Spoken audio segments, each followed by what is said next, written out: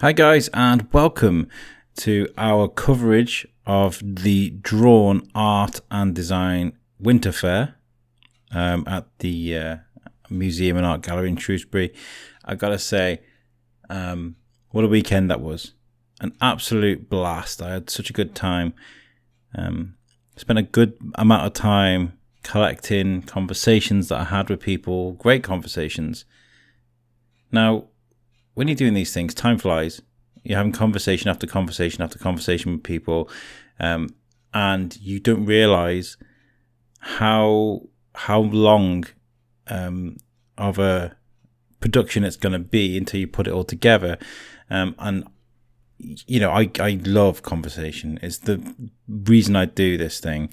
So speaking to these amazing people was an absolute privilege. It's only when I've put it all together. I'm looking at it right now. It's due to be released soon. And for day one alone, I nearly got an hour and 45 minutes of conversation with people just on day one. So day one is going to be split up into parts 1 and 2. I've got no choice. I want to give every artist that has been featured on these on this day, and for day 2 as well, a fair chance just to shine a little bit. So if I cut it in half, it makes it easier for the artists to stand out. I want to say a huge thank you to Cherie and to Tat Effby for inviting me, for being so accommodating, for being lovely throughout the whole process. I think maybe we need to organise an after event interview with those guys, because it'd be great to talk about what they thought about the day. I thought it was fantastic. It was well organised. I think it looked great. The flow of people was brilliant. You know, there was no massive queues or anything. And you know, the art on display was just breathtaking. To see Gary Drew sat there working away whilst chatting to people, inspiring young artists. And the event also brought artists in as well. You had Mike Perkins come in and have a wander around. It was Aaron Child walking around as well. You know, lots of nice people. So absolute privilege to be part of it. So anyway, I'll take it away. This is part 1, and this will be about 45 minutes. And yeah, hope you enjoy this. Here is day 1, part 1. Enjoy.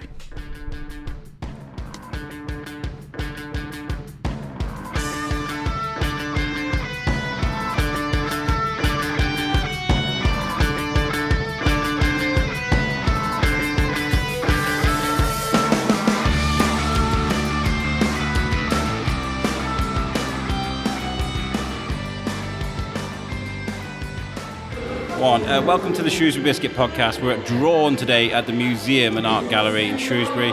It's Illustrators Fair. We did do the interview with Cherie and Tat to sort of talk about what we're doing today. Just got to let you know I don't own any of the music that's in the background there, so please nobody sue me. It's incidental, so you know. And today we're starting off by speaking to somebody I just met. And do you want to introduce yourself, Gary, about what it is you do? Yeah, Gary Drew. I'm an artist. I do lots of murals, and I've got paintings in the Soden Gallery over here in Shrewsbury in Wildcop. I remember walking at Wildcop and seeing your art at Soden Gallery, because your beautiful art has so many different intricate little bits stuck inside it that you could just find yourself staring at your art for such a long time, trying to find all the little bits that you've hidden in there. Yeah, there is a lot going on. I think there's paintings have been sold and people still don't know what's in them, yeah. And I haven't told them, and I think they'll be quite shocked when they find it. Where does this start for you? Where does, art? Is it the art or the painting? Art for you. I mean, it starts from somewhere, doesn't it? There's that thing in your head that makes you like, I want to do this. Oh, I've always wanted to draw. Into school, all the way through school. My reports used to say, I don't know why you send this child to school. All he wants to do is draw. I've never done anything but draw. My dad was a sign writer. He was really heavily into art. My mum's very artistic. We've got family members all through the generations that are famous artists even. One particular one, which is he's called Billy Apple. If you search him up on Google, you'll see the work that he's done. Very famous, unfortunately died a couple of weeks ago. Oh, Oh, I'm very sorry for your loss. But he used to knock around with Andy Warhol. Really? Yeah. So art is in the blood. How's that fare up though to a budding young artist? Is there a lot of pressure there to try and sort of fit in with the family code, or? No, none at all. All do different things. I never set out to do art for any other reason than myself. I like doing art. I do it for me. I don't do it for anybody else. Nice. And I do what I want to do. Obviously, I have to do the odd commission to pay, give me my money to get by. I'm not one of these struggling artists, and I'm not into that. I'm sat right next to, I'm kind of encroaching on one of your nice banners here, and your art is just displayed all everywhere. You said it's all around the world, right? It's all around the world, yeah. As far as you can go, New Zealand, Australia, China, America, all over Europe. I get a lot of commissions, and then that's just the mural side of things. Then I've got the paintings as well.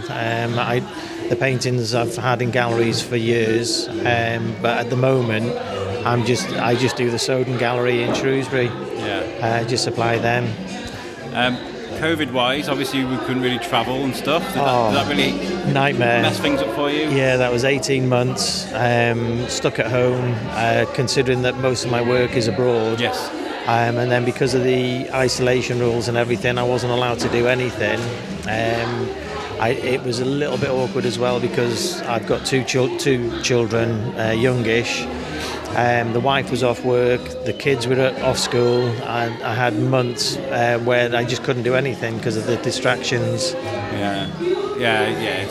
It's a solitary thing, isn't it? Mostly. Well, I think with art, you've got to get in the zone.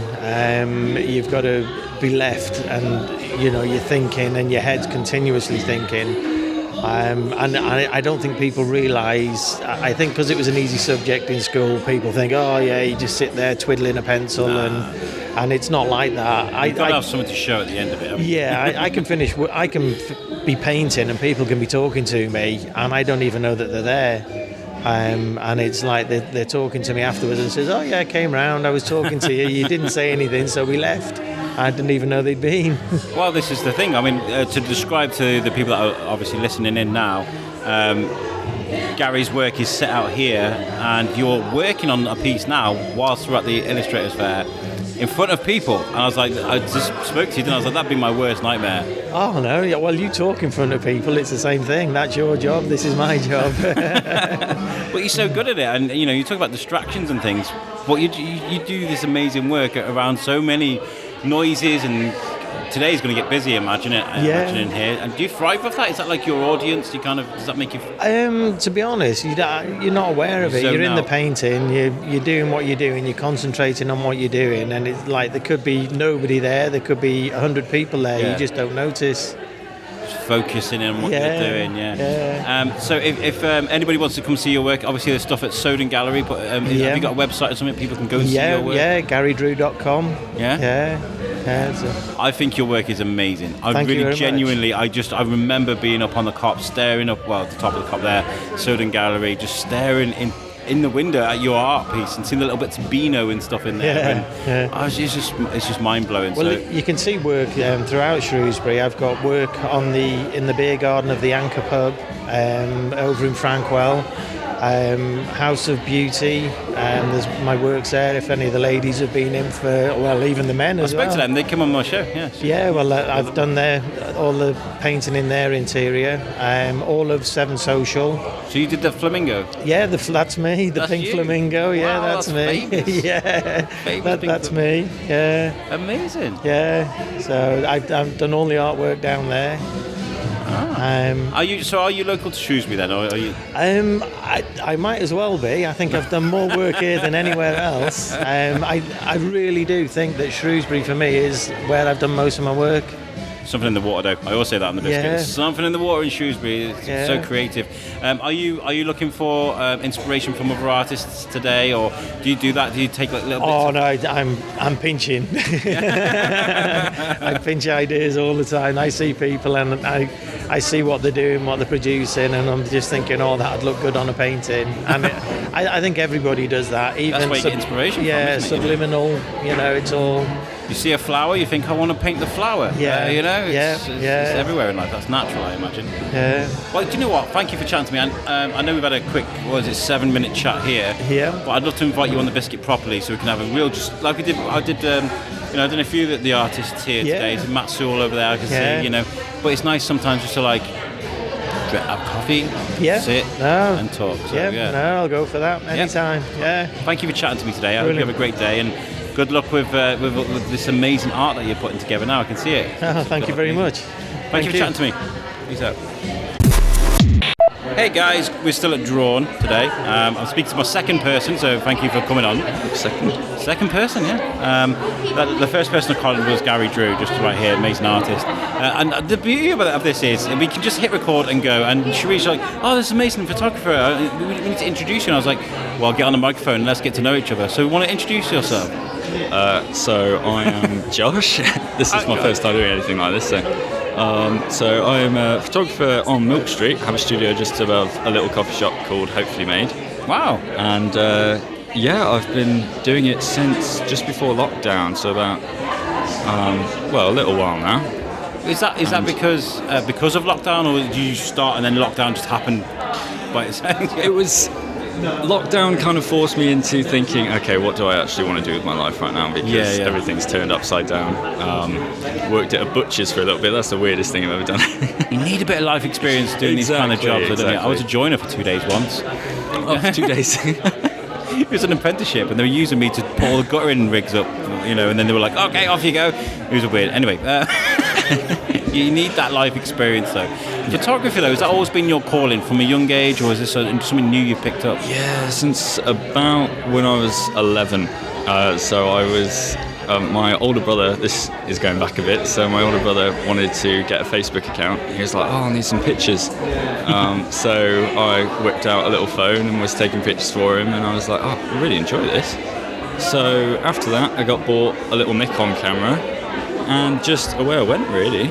I need to. It's something that I haven't really sort of ventured into yet, because I'm all about the audio, not the visual, Yes. And we've just got, fortunately, an equipment grant, so I need to buy a vlog camera, and I know nothing about it, right? So I need to put some research into it, and I've worked with people that have borrowed me cameras and stuff, Charles Denscom from Micro Videos, and the guys from SAS and stuff. But now, when it comes to owning my own thing, I'm like, oh my God, there's a huge panic inside me, because you got to have the right tool for the job, right? Yeah, I was the same.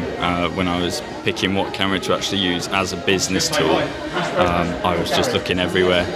And just do your research. They're expensive pieces of kit, though. Can you go wrong? Is it easy to go wrong buying the wrong thing? It depends what you're looking for. So if you're looking for a vlogging camera, I'd always say Sony, but I'll probably get shouted at. With diehards there, they're like, no, you don't need to spend that much. It's a funny thing. So you've got a studio on Milk Street. Yeah.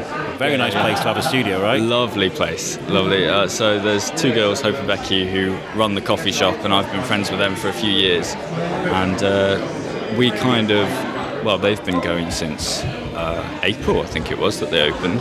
And they were like, we've got space upstairs. So I was able to use one of their studio spaces. And it's just become my little working hub. I'm never in there. I'm always downstairs in the cafe. It's nice to know. We're looking for a studio in town somewhere.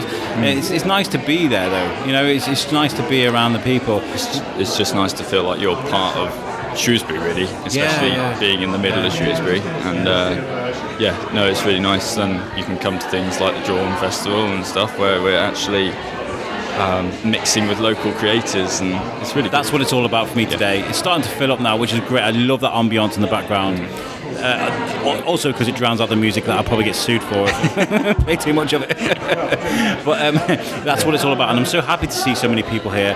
And I've got this little hidey hole as well, so I can kind of dip out, sort of speak to people, and hide again for a little bit. Yeah, I like that. It's good. What's the kind of work you like to work on then? Because I know some photographers have a niche, don't they? So I've been discovering my niche over the past year, but it's people. Normally candids, things like that. I would like to get into weddings, but there's a lot of wedding. I imagine there's lots of competition. There is a lot of competition. But it's just working with people, and what I say my niche is trying to bring out people's emotion, who they actually are as a person, instead of posing them. Subconscious, that Winston Churchill portrait. Yeah, naturalistic type. So that's what I go for, and I don't always achieve it, but it's nice to know that's what I enjoy doing. So I tried product and things like that, and it's not the same. I don't get the same feeling. Some people have got to feel it, haven't you? You've got to feel what you're doing. Feeling, yeah. I always find photography, I don't know if this is the right thing to say, but kind of wasteful in the way that out of 1,000 pictures, there might just be one that you used. Do you know what I mean? Yeah, tell me about it. But it's always worth it for that one, and hopefully if you're a good enough photographer you won't just get one. But yeah, there's always one that stands out pretty much every shoot I do at the moment, which is really good, and I just look at it and I'm like, I've captured who that person is, or I've captured the moment in time, which is really nice. That's good. Yeah. I work well with James Warman. He's come to a few bits with us before. I don't know why I didn't invite him here today, to be honest. I went for a few beers at the Abbey last night, and kind of momentary lapse. Probably should have. But he's fantastic, and speaking to him and learning about how street scenes can be seen as art, and I get it, I totally get it, but like as a guy with a lens, I wouldn't know where to look, No, he's got an incredible eye. I follow him on Instagram, and just the way he captures things, he really does look at the tiny details as well, and things like that. He's really good. So are there like a circle of photographers that you guys all support each other and stuff and inspire each other? To be honest, I'm very much by myself at the moment. Like, I say I know James, but I know him because he pops into the cafe every now and again. But other than that, not majorly. I know a photographer up north in Middlesbrough, so miles away, who's become a bit like a photography mentor. He's a lovely guy. I can imagine it being a bit like the Wild Wild West, so one at the top of Pride Hill, one at the bottom. Yeah. And you got your cameras ready to draw. Exactly. You see them and you run away. That's fantastic. But yeah, no, it's good. I feel like I'm gaining a lot of ground every time I go and do a shoot, which is really it's nice to be invited to things like this and being part of social events like this, because I feel like I take a slice of these things every time there's a little bit of something I take with me. Like from the Abbey last night, there's people, this is going to sound really weird, and I'm trying not to sound really vain when I say this, but there are people that actually recognise me, and that's like, it's always a weird thing anyway. I'm not one of these like, oh yes, I'm the biscuit guy. So when somebody's like tapping me on the shoulder, hey, I know you, I listened to you. Yeah. That was just a really nice thing. I felt like I was the guy that was in the way at the beginning, but I left there feeling really good about it. Yeah, no, that's really good. It's who you know, isn't it, at the end of the day as well? And I've just met Gary Drew as well. Yeah. And you. Oh, lovely. Yeah, this is nice to meet you. Josh, tell people where they can find you and stuff. So you can find me on Instagram at Joshua_James_photography_. And also I do have a website. It's under maintenance at the moment, and I probably should know what it's called, but if it's under construction, you're allowed to. Yeah. But and do you know what? When I shove up my microphone in your face, we literally just got introduced, and I was kind of like, right, fire up the microphone. That's how awkward this is, but I love it. Well, I feel like it's gone all right. I think it's been great. I think that's what I mean. So I throw you under the in the deep end, but look at us learning to swim together. I know. That's a great analogy. I should definitely write that down. I like that. Yeah, it's really good. Josh, it's been amazing to meet you. Yeah, it's been lovely to meet you. And we'll exchange details. Yes. And we'll stay friends. Yes, definitely. And I'll come see your studio sometime. We'll get a proper podcast. Awesome. That'd be good. It's very tiny, but it's my home. It's a start. It's a place where you can call home for your business. Exactly. It's the start. It's the epicenter. There you go. Awesome. Right, guys. Right. Well, thanks for chatting to me. Thank you very much. Brilliant. Hello, I'm Alex from the Shrewsbury Biscuit. Would you like to introduce yourself, artist? Oh, I'd love to. My name's Julianne. I pick watering cans, and I'm called by Julianne Pugh, which is literally me. Oh, that's amazing. I'm looking at your work now. It's so fantastic. I need to ask you, though. Go on. When's the first time you decided I'm going to paint on a watering can? Right, so I have to take you back.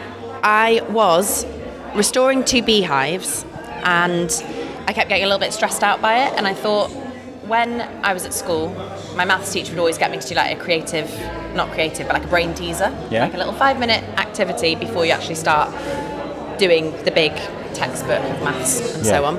And I had this watering can, and at the moment I live in London, and of course you don't have very much space when you live in London. No, of course. And I was sick of my watering can always being like out on display and looking a bit naff.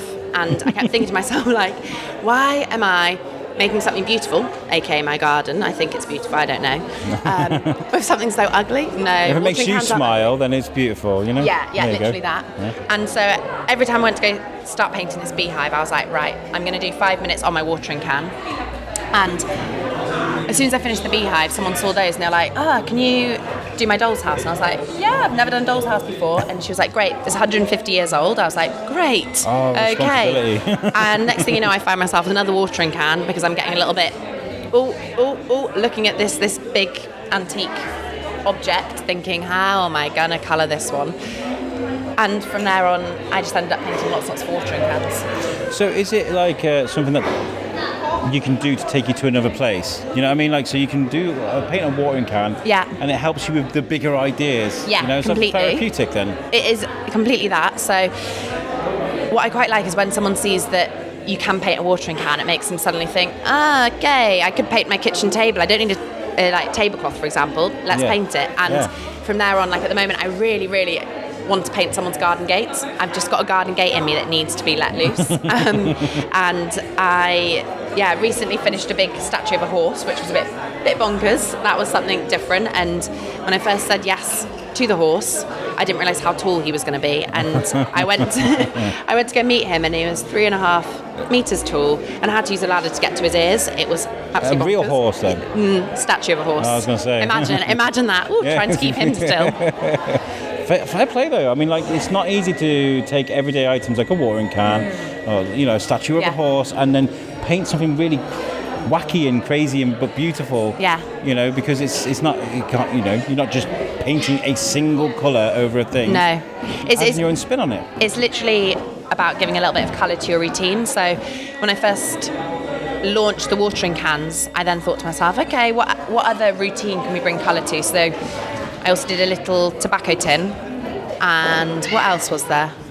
There's also some scrunchies because I wanted to have something that was like an accessory. So it basically meant that I could have a finger in every pie, one way or another.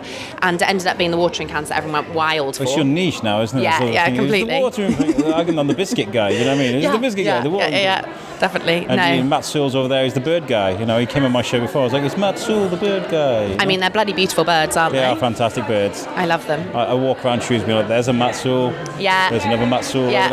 What are you doing today? Going bird watching. And in fact, I just done the Facebook Live, and I was like, I walked into the gift shop. I was like, oh look, it's Matt Sewell. Yeah. No, I went to Bristol, and that's where I saw one of his books, and I had a little like, I know him, little moment, and I think that's really special. And that's why I love doing markets like Drawn, because you end up seeing so many people, meeting so many people, both sides of the table. So like the people that come, but also the people that are working there, basically. Yeah. And everyone's doing really bloody cool things, and I adore it. It's really nice because I was chatting to Gary over there, Gary Drew.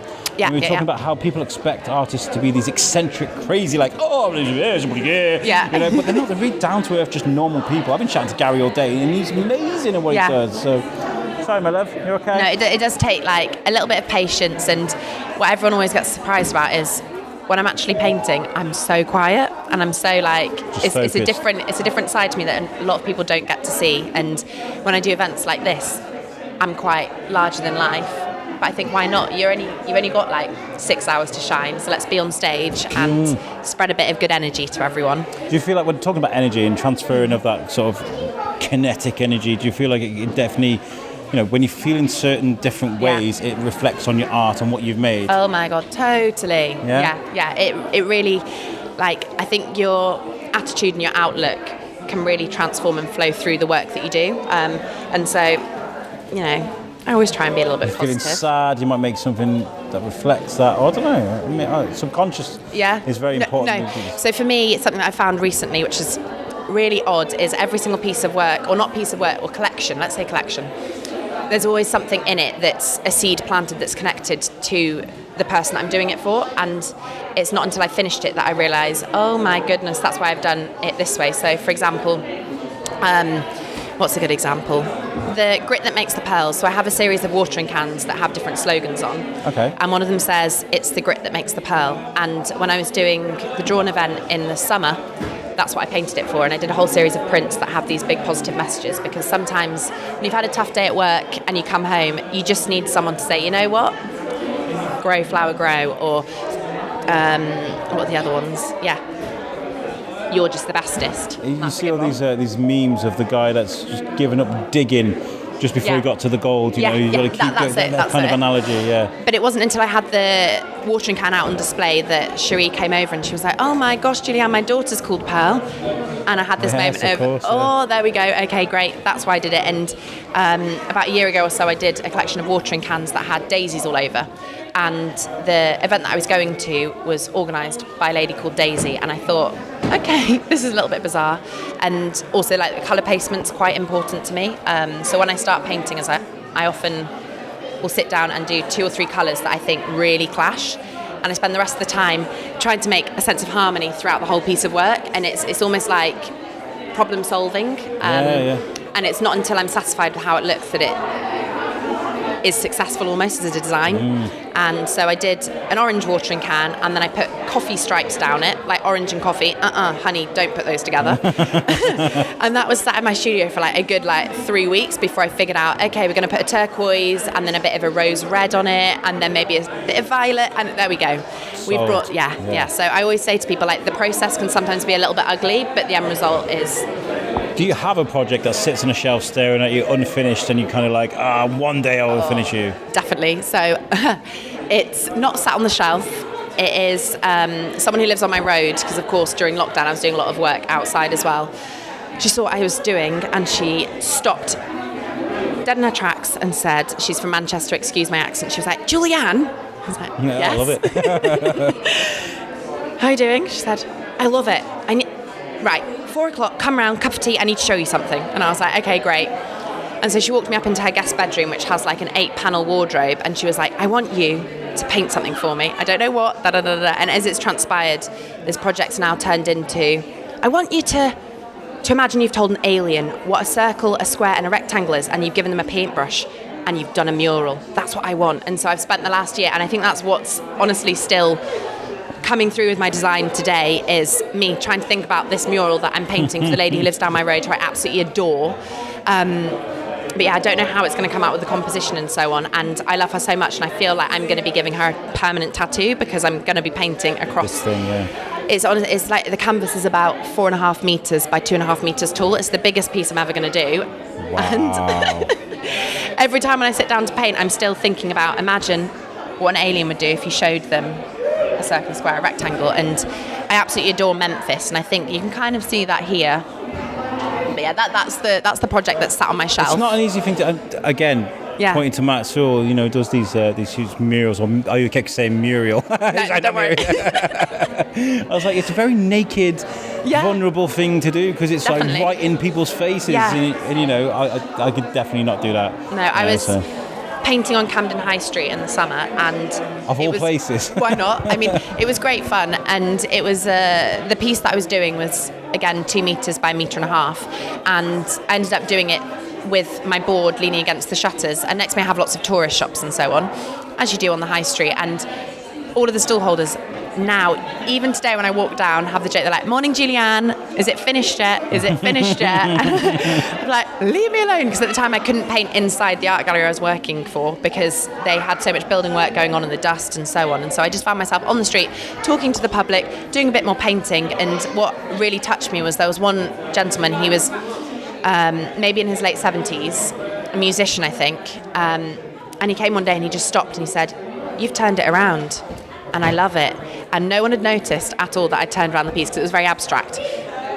And that to me just said that the small details that you have in the street every single day are just gorgeous, but that people actually do pay attention to what you're doing, even when you kind of blend into the high street. And I thought, okay, cool, someone will notice my work and it will be I think it makes it more worthwhile as well, though, because, if you make something that's like, da-da, there's this thing, da-da, there's this thing. Yeah. If you've got to really work for it, and little by little make these changes that make something artistic and beautiful, and something that people can really treasure, I think that you value it a bit more. Completely. I mean, that's why I say it is creative problem solving, and for me, like, the colour placement turns me inside out, and it will get there. And it's a reflection of you, isn't it? So true. I love chatting to you, and I wish you the best today. Hope you make a bit of money. Where can people find your work? So I'm on Instagram, and it's at by Julianne Pugh, and then I've also got my website, again, www.byjuliannepugh.com, and where else? I mean, at the moment I'm based in Greenwich. I'm always nipping back and forth to Shrewsbury and stuff, and I'm only one message away from anyone, let's be honest. Well, I've loved chat. You've got a really amazing positive energy, so thank you for chatting to me today. It's really nice. Thank you. All right, okay, moving on. Thank you very much. Matt Sewell. Hello. How are you? Good. Yeah? Brilliant. Fantastic. This is the second drawn event you've done? Yes. How do you feel about this? Good? Good, yeah, it's nice. It's the most wonderful time of the year. As I've been told by the Christmas playlist on loop. Yeah, on loop. And by the tree, and by the music. Everybody's looking in this direction, Matt. No, it's the birds. It's definitely the birds. It's the birds, yeah. How have things been since the last time we spoke on the Biscuit? Have you been working hard? Kind of. Yeah? Yeah, I had a mad sale in my studio. I'm moving studios, so I'm kind of... I've got a load of... Still moving. Stuff, yeah, it's still in the middle. It's still directly in the middle. But sold. Yeah, I was going to chuck a load of stuff out, and I thought I'll have a sale instead. And Jess, my wife, was just like, you can sell this, sell that, whatever. So we got it all set up, and there was people like I didn't think anybody would come, but people were queuing up down the road. Wow! And everything was gone in like an hour and a half, 2 hours. People love it was man. Nuts, and it was pretty crazy. So that kind of like wiped me out all week. Really, but now got ready for this. So I've been painting lots of little originals for the bargain price of £50. Nice. Just for I sell my prints that are the same size for £45. So if anyone gets one, they've had a bargain. Yeah. And my books, which I'm signing and stuff for people.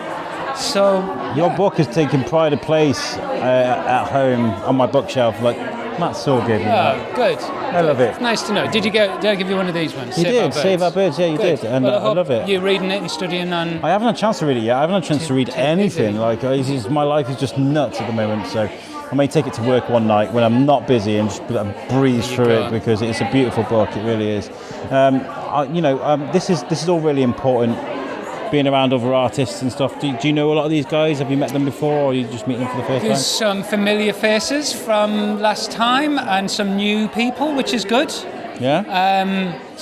When it quietens down, I'm going to go and introduce myself and buy some. I've already bought off Julianne some lovely She's baubles. lovely. I've just spoken to her. She's brilliant. Yeah. She's the watering can lady. I was like, well, that's Matt, the bird guy. Yeah. Well, his niches. The bird dude. He's here. Yeah. And I'm going to probably spend all my earnings on trinkets and fineries. Make some money, spend some money. Yeah. Yeah, exactly. Yeah. So I'm looking forward to having a little wander around. Yeah. When your studio's up and running, I'd love to come and take a look. Yeah, do so. Come in, have a cup of tea and a biscuit. Right, and a biscuit. Yeah. We get some Shrewsbury biscuits in. Right, brilliant. Nat, thanks for chatting to me. Cheers. Thanks. No worries. And so we're still at Drawn, and I found Cherie. How are you? Hiya. I'm a little crazy. You are. You're here. You're there. She's everywhere. I know, and I'm supposed to be handing bags out, and I keep going back to my stall and fanning around. Yeah, well, it looks fantastic. It does. Everything does here today. I'm blown away by the atmosphere here today. Are you happy? Yes, I am, but what's it? It's a marathon, not a race. Yeah. Something like that. Well, you're here for 2 days, and I've seen a nice steady stream of people wandering in, having a good look, and the conversations actually. I'm sat here by Gary. And, it's a nice place to be. And some of the conversations I've hit, people coming talking to him, getting to meet the local artists, and that's what it's all about, right? Yeah, absolutely. I mean, making money's great, but Yeah, no. I mean, there's the funding side. It keeps us all going. It keeps Shrewsbury creative and fun and a good place to be for everyone. But once we've set up, we are supposed to be having fun. Yes. Matt has already mentioned mull wine, and I don't. What is it? We're not even at lunchtime yet. Wine. Mull wine, like a Christmas. He was saying get a camping stove from Millets. maybe not. Obviously not. But are these guys your people? Is it nice being around these guys? yeah, isn't it? Yeah. I'll have a little wander around myself in a minute because there's so many lovely people I want to talk to. Yeah. I need to get over. I think this is my moment now to start enjoying it. Yeah, there's always that, man. When it comes to like organising events, I do speak to people about that moment where you just sit and look at what you've built. You know? Yeah, I'm not quite there yet. Maybe the mull wine will help me. Maybe I'll get a bit too happy, a bit too festive on the mull wine. I've got to say though, you know, when you're putting something together like this and everybody comes to you, I need this and I need chairs, and I'm like, I only got nowhere to put my you were mind really for it. sweet though. You were patient, and the trouble is, then somebody else asks you for something. It's a bit like being a waitress, you know, back in the day. You get loads of people asking you, and if you're not careful, one of them gets forgotten. But you know what? You're introducing me to so many amazing people today because I've come here. So thank you for inviting me. You know, I had a really good interview with Gary and Josh here is taking pictures. Yeah, it's awesome, you know, isn't it? I love these guys, and I'm going to go and get some interviews now. Yeah. And speak to everybody here. I feel a bit like my hand's been cut off though, because my phone's been used for the music, so I can't. Maybe that's not a bad thing. Offline. Yeah, I'm offline. I'm in the moment today. Yeah, you're absolutely living in the moment. Although I feel I should be telling everyone, singing about it, but you can't contact me today. Yeah, I know. I'm music today. Yeah, today I'm doing crooners, and anything. I've discovered there's no cool Christmas music. No, I think you're onto something there. I found the old stuff is the best. The Darkness. There's that one that Darkness Oh my did. gosh. That was, yeah. He was on The Mask recently, wasn't he? It was a little bit weird. And he took the mask off, and everybody was like, "Who's that?" And it was the guy from The Darkness. Yeah. Wow, I believe in a big good love. He was a chameleon. Yeah. Working with the museum, how has it been with setting things up with them? Have you got a good relationship with them? They've stretched themselves quite thin. There's quite a few things going on here today. There's what sounds like a wonderful wreath making workshop upstairs. I have trouble with the word wreath. Wreath. Thank you. Yeah, wreath. One of those upstairs. Yeah. So we're good. We're good. And I mean, by tomorrow we'll have it down, won't we? I did have a chat with the guys downstairs, and the one lady was like, I'm going to do a Facebook Live, and she was like, oh yeah. I was like, I'm not sure that many people will watch it, and she's like, oh, I follow you. I'm sure people will. I was just like, oh, that's really nice. Can you do a Facebook Live, Alex? I did one at the beginning. Is that what you were doing? Because I've never done Facebook Live. I should probably walk around with a sign above my head going, "We are live." Please. We are live. Please do not like swear. Flashes, like we'll do another one in a bit. We've got a competition as well, haven't we? Soon. Like aeroplane or whatever it is, and the police car at the beginning. And then it's the toilet. We've got the competition as well. We're going to be doing that. Obviously, this is going out past tense, but like I don't know. What time did we say that was for? It ends at 4 today. Ends at 4, so we'll do that at 4. We've got a changeover tonight. I've got other people coming to set up for tomorrow. So you've got new people to talk to tomorrow. Amazing. Hopefully, you're still holding up by then. Yes. I'm going to pop by for a couple of hours tomorrow because we've got a lot going on tomorrow. I've got a podcast to do at 5 o'clock as well. Oh my tomorrow, gosh! So.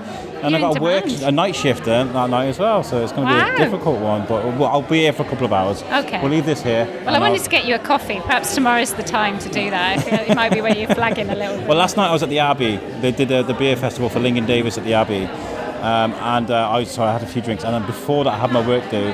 So I did this drunken Facebook Live. I'm at the Abbey! And then as long as there was no KFC. and then this morning, obviously, I did the live, and I was like, I'm very sorry for my actions. Yeah. If I offended anybody. I haven't seen it. I feel if I had my phone now, I'd have a look.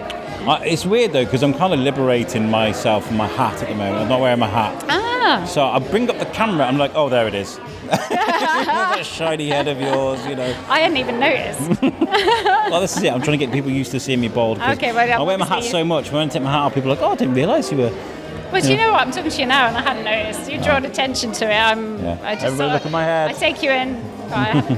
Cherie, thank you for putting this together. I feel like it's something that's going to grow and you know. I can't quite believe I've done it sometimes. Oh, look at these two dancing. I know, look at this. Oh, dance off, bro. That's Tat Effby, by the way, if you didn't guess already. I know, she's got the moves right. Yeah, they're like a duet. Oh God! Right, okay. Right, I'm going to take this mic. I'm going to wander around, speak to some of these amazing artists, and talk about what I need they're to get doing. more people to draw downstairs. I've been there. I think I gave the pen to Gary. I don't know if he actually went and did it or just kept my pen. He's been so busy. He's been one person after another chatting to him. People are really interested in what he's doing. Yeah, but isn't that great that you can see somebody working and doing stuff? Love that's what it's all about, right? Yeah.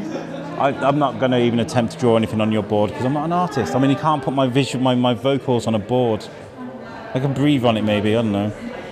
Yeah. Well, I kind of would like you to do something. Can you not just do like a tag? I'll tell you what. I'll draw a biscuit. Oh yeah, draw a biscuit. I'll draw a cookie. That's a bit more tasteful. Yeah. We'll recreate that beautiful picture we did of you holding the biscuits over your eyes. That was amazing. Yeah, do that. Right, okay. Well, I'm going to have a wander around, find some artists to speak to. Thank you again for letting me be here, and maybe I'll get you. No, you're welcome. You're very much part of it. It's nice. No, I'll get an interview with you at the end to see how you're feeling then. Yeah, all right. Fair enough. Brilliant. Hello there. Would you like to introduce yourself to the Shrewsbury Biscuit, unknown artist that I've never spoken to before? My name's Tat Effby. Tat Effby. Yeah, Effby. we've never met before. I'm thrilled. E-double-F-B-Y, right? That's right. Yeah, right. T-A-T, not P-A-T. Pat. That was so funny. Have you ever done that? Have you ever like a weird momentary sort of blur with words? Oh God, my entire life is like that. That's how it works. entire life. I've just saw the view actually. Wow. I have got an amazing Shrewsbury. view from my stand. We're looking out on the old market hall. Yeah. And I think last time we were here, you couldn't see out of these windows because I think they had some sort of boarding over them. But now the windows are open. It's marvellous. However, it's a little bit cold. Get in, Tat. Smiley with the eyes. It's weird. I'm not wearing my hat today. I'm liberating myself from my hat. Yeah. Alex is bold. Yeah. Well, it's drawn. Can you get someone to draw on your head? Yeah. In fact, Cherie's got the Posca pens, hasn't my she? knee pull hasn't been done yet, but so many people are like, you should definitely have one top of your head. Oh, well, when we last spoke, it wasn't a knee pull. No, it's just, so it's going to be a knee pull. Is that where you're going to have it? Yeah, I'm going to have my knee pull on my knee. Okay. I'm going to have F cancer tattooed around it. It's quite cool, right? Good for you. My wife's, I hate you. She hates it. But I can't have like the third nipple. She's not letting you have it there. Confusing, isn't it? Yeah, it's a bit confusing. Yeah. But what do you wear shorts in the summer? Are you going to have it out? Get my knee pulls out. Yeah. But Are you allowed two? One on each knee? You've got to have symmetry, haven't we? Yeah. I don't know. We'll have to discuss that later on. Yeah. We're at Drawn again for the second time. Yes. How are you feeling about it? I'm feeling great. It's fantastic so far. It's a lovely, steady stream of people. I feel very like nice people. Every interview I do, the ambience gets a little bit more lovely and warm, and there's lots of people. Yeah. But not too many people though. That's what I like. People can just freely move around, and there are lots of people buying things, which is really nice to see. Yes, it's going well already. So that bodes well for the. Have you sold many bags? I've sold one bag, but I sold mostly prints actually this time. Good. So. Well, Cherie's you guys giving bags to people as they come in, so maybe they're like, oh, I don't need a tote bag now. Yeah, but you see, the difference is mine has a very capacious gusset, so you can fit a lot more in mine. Not that I'm in competition. It's got a bigger capacity. Much bigger capacity. And it's hand-drawn by the amazing Tat Effby. Yeah. You know. So, No, there's plenty of room for these bags and those bags. We're amazing. all good. Right, I'm going to keep moving around. What are you working on at the moment? Is there anything that you're like kind of focused on at the moment? Now that Drawn is out the way, and well, when Drawn's Christmas out the way, I'm having either a breakdown or a reimagining of my Instagram. So I'm going to do cake stuff, and I'm having a little change around. Cakes? Yeah. You are an amazing baker, I gotta say. So watch this. Well, this space. Watch this. Watch space. this tray. Yeah. Thanks, Alex. That's my input for the day. Somebody take the mic off him. Someone get this man a coffee and a biscuit, I think. I want to go and get a cake in a minute. A cake and a coffee. Right, I'm going to move on and speak to some other artists, but maybe I'll catch you later on, see how you are nice feeling. to see you, Alex. Right. Nice chat to me.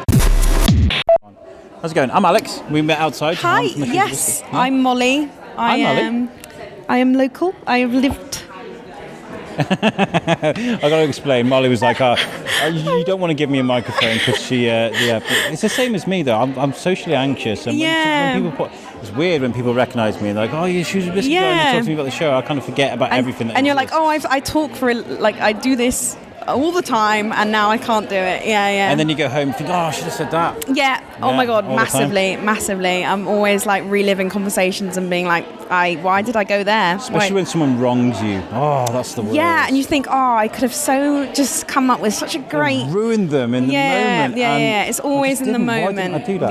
Yeah. You just fail, but... As an artist, yes. Where does this start for you? When you suddenly realise I can do amazing things with stuff? I think I always struggled quite badly at school because I'm quite severely dyslexic.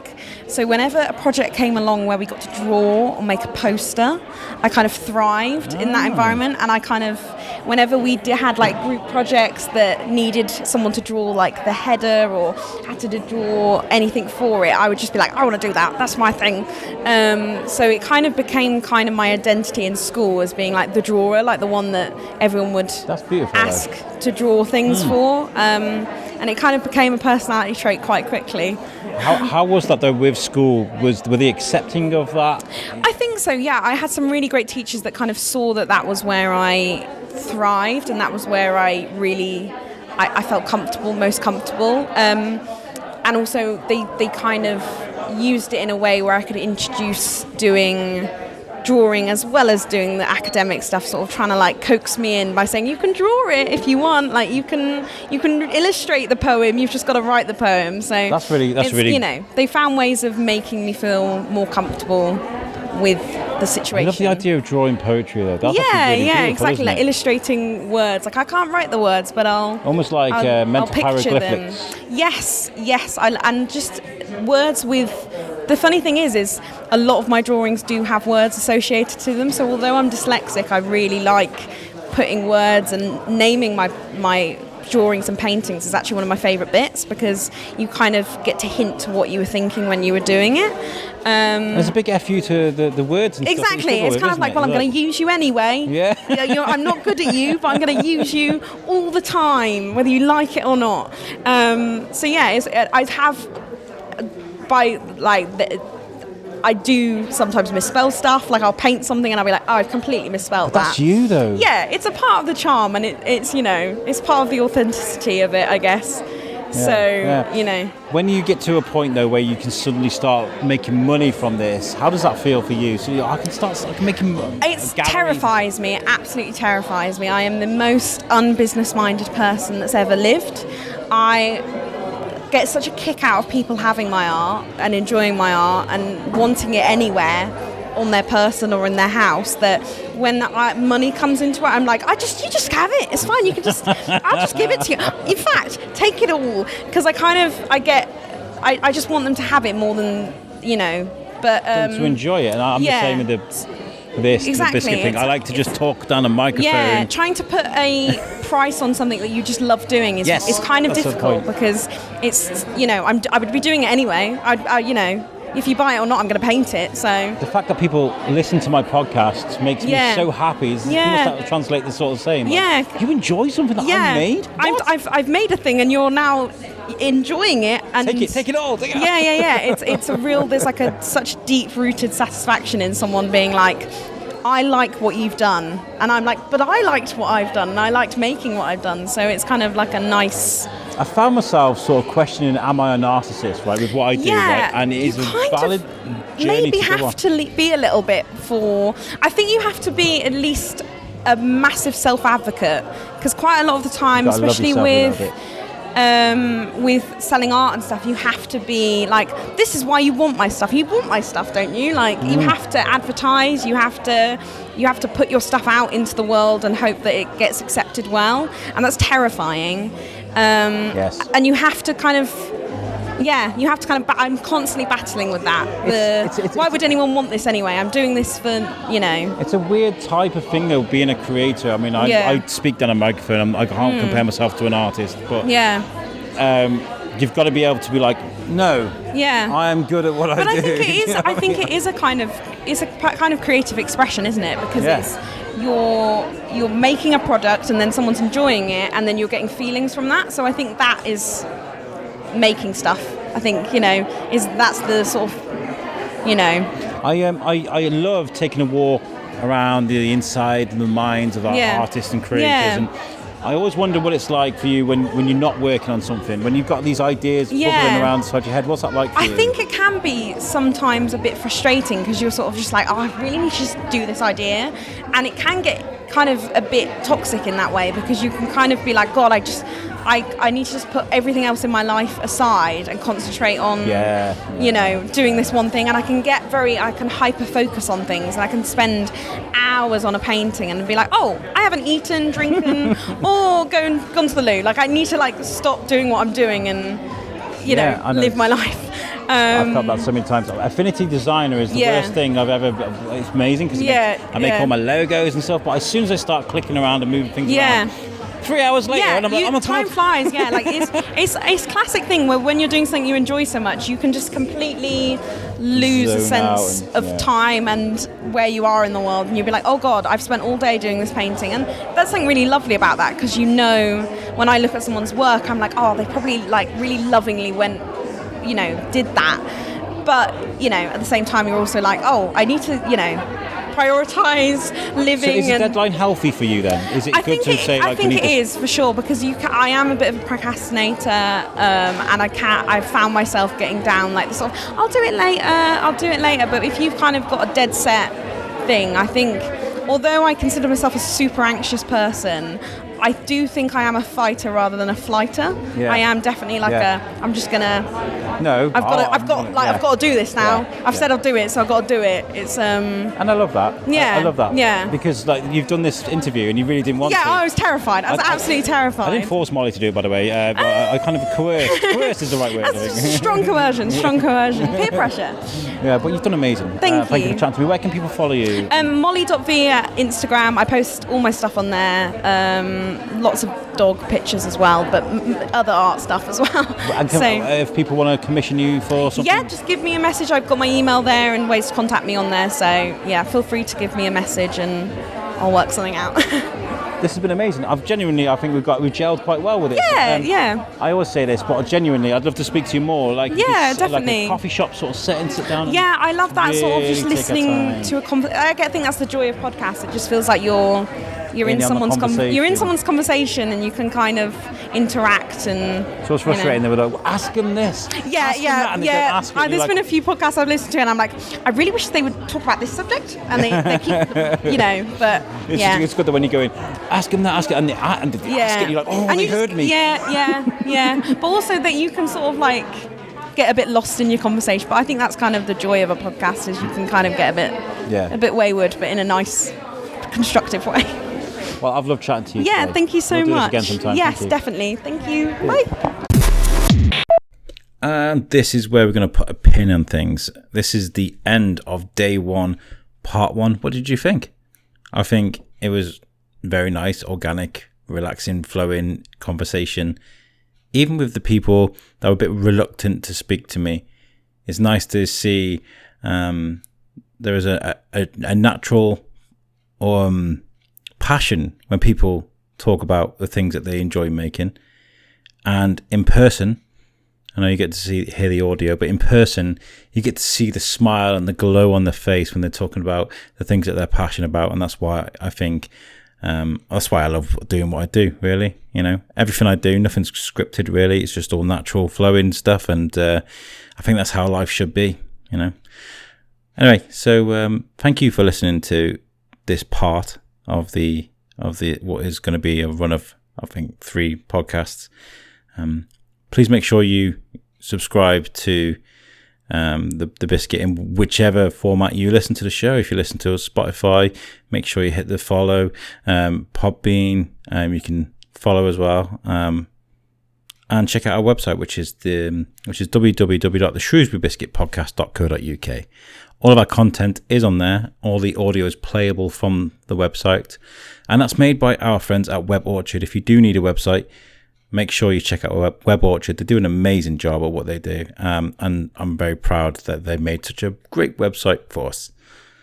Right, I'll catch you guys next time. Hopefully you'll now move on to day 1, part 2, and then after that, day 2. Thanks for listening. Catch you next time. Peace out.